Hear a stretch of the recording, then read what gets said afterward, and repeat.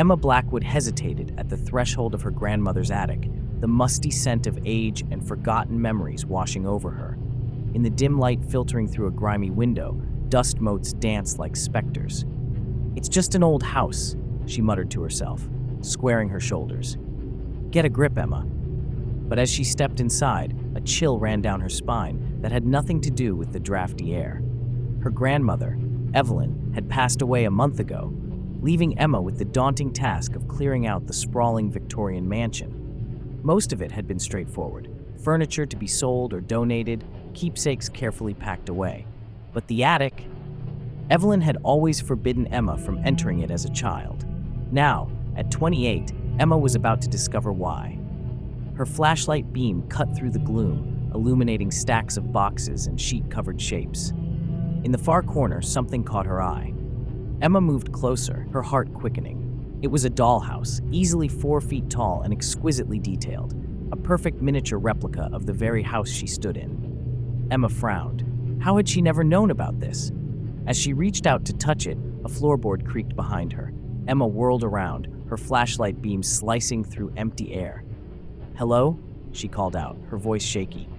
"Is someone there?" Silence answered her. Emma turned back to the dollhouse, her curiosity overcoming her unease. She carefully lifted the hinged front, revealing room after tiny room, each a meticulous reproduction of its full-sized counterpart. In the miniature attic, Emma froze.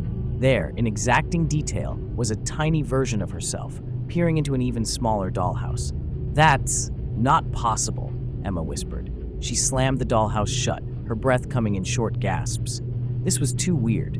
She needed air, needed to think. As Emma hurried down the attic stairs, she could have sworn she heard a child's laughter echoing behind her. That night, Emma tossed and turned in her grandmother's old bed, unable to shake the image of the dollhouse from her mind. Every creak of the settling house made her jump, imagining tiny footsteps and miniature doors opening and closing. Just after 3 a.m., Emma bolted upright, suddenly wide awake. Something was different. The air felt charged, expectant, and there, barely audible, was a sound she couldn't quite place. Emma slipped out of bed, wrapping herself in a robe.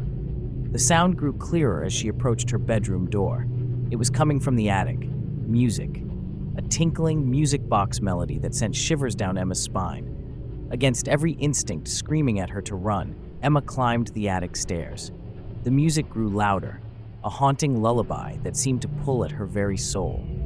The attic was bathed in an ethereal blue glow emanating from the dollhouse. Its front was open, and as Emma watched in horrified fascination, she saw movement inside. Tiny figures, no more than an inch tall, moved from room to room. They weren't dolls, Emma realized with a jolt. They were people, miniature, living people. In the dollhouse's parlor, a scene played out. A woman, Emma recognized her as a young version of her grandmother, argued with a man Emma had never seen before. Their voices drifted out, tinny but clear. "You can't do this, Richard. She's just a child." "She's a monster, Evelyn. You've seen what she can do. This is the only way to protect everyone." Emma leaned closer, straining to hear more. Suddenly, the tiny Evelyn turned and looked directly at her, eyes wide with fear. "Emma, run!" the miniature figure shouted. "Don't let him." A hand clamped down on Emma's shoulder. She screamed, spinning around to face nothing. The attic was empty, the dollhouse once again just a lifeless model. Emma ran from the attic, her heart pounding. She didn't stop until she was outside, gulping in the cool night air. What had she just seen? Was she losing her mind? As the sun rose, Emma convinced herself it had all been a vivid nightmare. Lack of sleep and the stress of dealing with her grandmother's estate, that's all it was. It had to be. But she couldn't bring herself to go back into the attic. Instead, Emma threw herself into sorting through the rest of the house. In her grandmother's study, she found a locked drawer in an antique desk. It took some searching, but Emma finally located a key that fit. Inside was a leather-bound journal, its pages yellowed with age. Emma recognized her grandmother's handwriting. As she began to read, her blood ran cold. June 15th, 1962, it's happening again. Lily made her dolls dance today. No strings, no tricks. They just moved. Richard was furious. He doesn't understand. He wants to send her away, but I won't let him. She's my daughter. I have to protect her. August 3rd, 1962, Richard brought in a priest. an exorcism of all things. Lily cried for hours afterward. The dolls in her room exploded, stuffing everywhere. I'm scared, not of Lily, never of her, but of what Richard might do.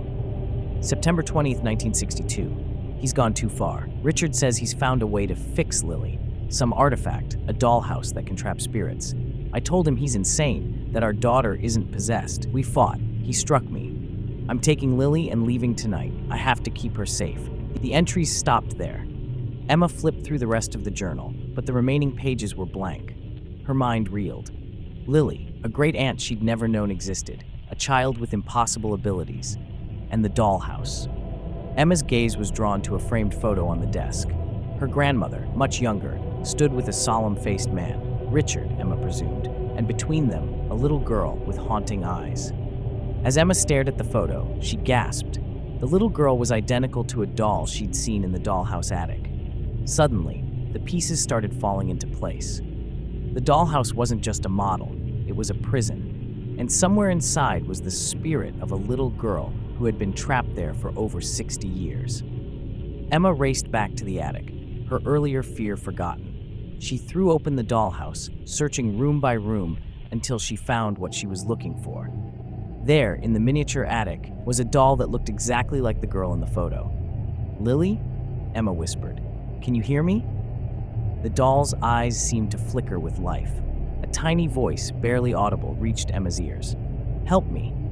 Emma's mind raced. How could she free a spirit from a dollhouse? She thought back to her grandmother's journal, an artifact that could trap spirits. Maybe it could release them too. "I'm gonna get you out of there," Emma promised. "Just hold on." She began searching the attic, looking for anything that might be the key to Lily's prison. As she rummaged through old boxes, a glint of metal caught her eye. It was a tiny key, no bigger than a fingernail.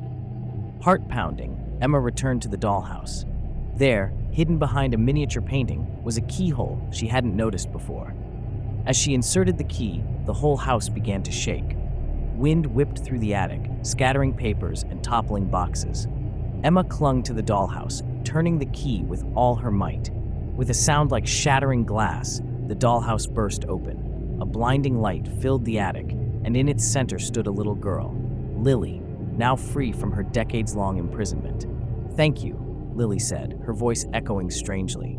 "You freed me, but I'm not the only one trapped here." Before Emma could respond, more spirits began to emerge from the dollhouse. Dozens of them, each fading into mist as they floated up and out of the attic. Emma watched in awe, realizing these must be all the souls her great-grandfather had imprisoned over the years. Last to emerge was a familiar figure, Evelyn, Emma's grandmother, but young again. She smiled at Emma, mouthing a silent thank you before she too faded away. As quickly as it had begun, it was over. The attic was still, the dollhouse now just an empty shell. Lily remained, slowly becoming more solid. She looked up at Emma with eyes full of wisdom far beyond her apparent years. "Your grandmother tried to stop him," Lily explained. "Richard, my father, he saw my abilities as a curse, something to be eliminated. He thought he was protecting the world, but he was really just afraid." Emma knelt beside the girl. "I'm so sorry for what happened to you. What will you do now?" Lily smiled, a hint of mischief in her eyes. "Oh, I think it's time I finally grew up. I have a lot of living to catch up on." She took Emma's hand.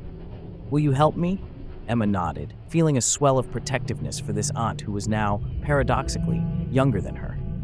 "Of course, we're family after all." As they left the attic together, Emma glanced back at the dollhouse one last time.